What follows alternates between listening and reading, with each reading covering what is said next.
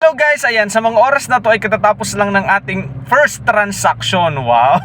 Sabihin nyo naman, sana all nakatransaksyon.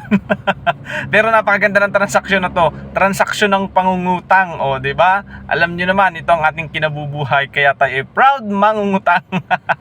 Bakit natin kailangan mangutang? Kasi tingnan nyo naman, tingnan nyo naman, di ba? Tutubar na ang ating gas ngayon. Ayan, sabihin nyo, pakotse-kotse, pasasakyan, walang panggas.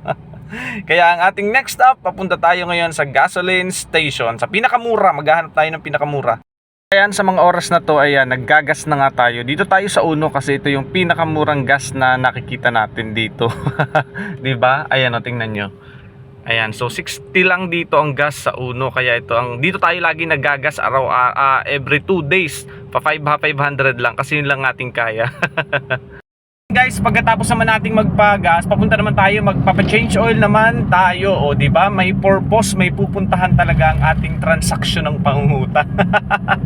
At ayan guys, nakarating na nga tayo. Nandito na tayo sa Shell sa Pagbilao at magpapa-change oil na tayo. Magtatanong tayo sa loob, bababa tayo. Pero syempre hindi na ako magbi-video. Hanggang dito na lang muna guys. Don't forget to click follow and share this video. Ingat kayo, bye-bye!